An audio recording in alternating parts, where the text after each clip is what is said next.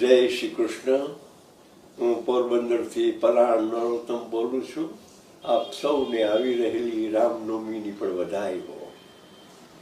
મિત્રો, પોરબંદરમાં અને આખા ગુજરાતમાં એક વિશિષ્ટ પૌરાણિક હકીકત કૃષ્ણ અને રૂકમણીના લગ્નની તિથિ વિશેની છે. અત્યારે આખા ગુજરાતમાં અમારી પોરબંદર જિલ્લાનું છેવાડાનું ગામ માધવપુર ઘેર, એમાં રૂકમણી અને શ્રી કૃષ્ણના લગ્નનો ઉત્સવ ઉજવાશે. હમણાં છેલ્લા થોડા વર્ષોથી તો રાજ્ય સરકારે એને હાથમાં લીધો છે અને રાજ્ય લેવલનો, રાજ્ય કક્ષાનો એક મોટો મેળો ત્યાં ભરાય છે. આપણે થોડીક ઇતિહાસ પુરાતત્વની વાત કરીએ.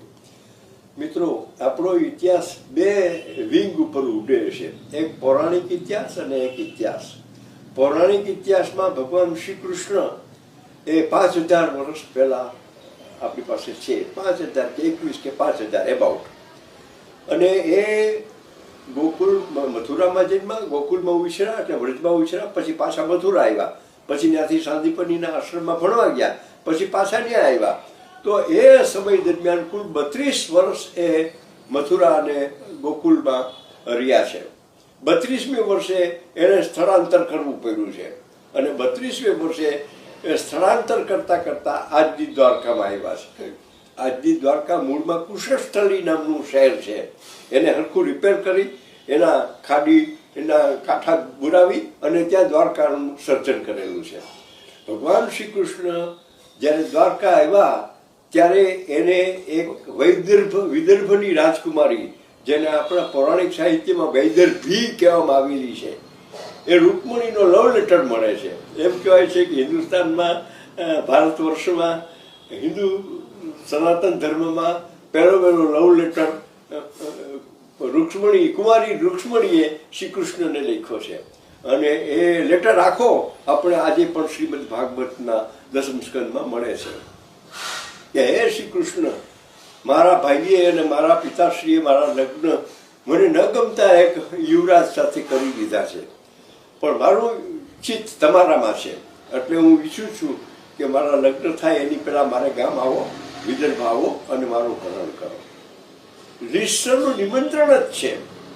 કૃષ્ણ 32 વર્ષના ભગવાન શ્રી કૃષ્ણ છે, એને તો રોમાંચ થઈ ગયો કે અટાણ સુધી આપણે લગ્ન ભેગા થયા નથી, તો ચાલો આ તો કરવું જ છે. અને એમાંય પાછી વિદર્ભની રાજકુમારી, નૃત્યાંગના, મહાન સંગીતકાર, શાસ્ત્ર સંગીત રૂપનો અવતાર, એટલે એણે તૈયારી આદરી. એના સારથીને બોલાવ્યું કે આપણે વિદર્ભમાં જવું છે. હવે મિત્રો, આજે અત્યારે હું વાત કરું છું એ પૌરાણિક વાત છે.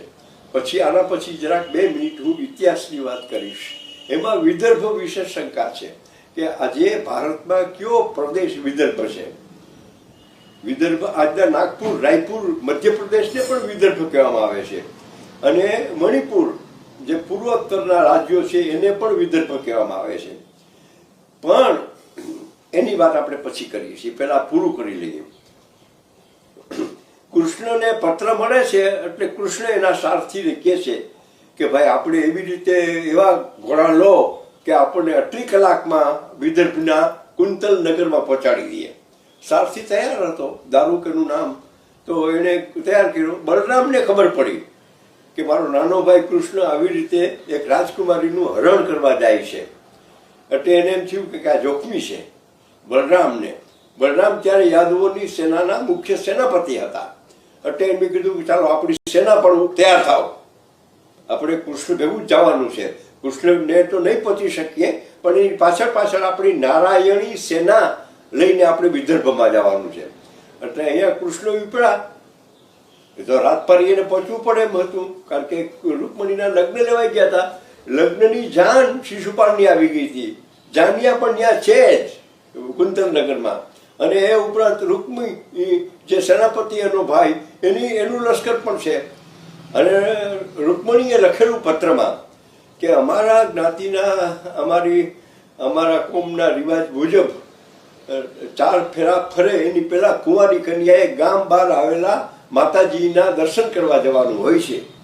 અને એ જરા થોડું દૂર ગામથી દૂર વગડામાં આવેલું મંદિર છે, એટલે ત્યાં તમે આવીને એમ ચોખ્ખું એને લખેલું. એટલે કૃષ્ણ ધારી લીધું કે મારે ગામમાં જવાનું નથી, ગામની બહાર જે માતાજીનું મંદિર છે ત્યાંથી મારે રૂક્ષ્મણીનું હરણ કરવાનું છે, ઉપાડી જવાની છે. ભગવાન શ્રી કૃષ્ણ તો સમયસર પહોંચી જાય છે. બીજી બાજુ રૂકમણીના ભાઈને ખબર પડી છે કે રૂકમણીની ઈચ્છા આ લગ્નમાં નથી, એટલે એને ચોખ્ખી પહેરો બેહાડી દીધો છે. એ શિશુપાલની સેના અને રૂકમી પોતાની ભાઈની સેના એ બે એના રક્ષણમાં છે. અને રૂકમણી સવારના પોરમાં માતાજીના દર્શન કરવા આવે છે ને દર્શન કરીને આવ્યા પછી એના 4 ફેરા છે. પણ એની પહેલા કૃષ્ણ ભગવાન પહોંચી જાય છે. રૂકમણીનો હાથ ચાલે છે, રૂકમણી પર દોડીને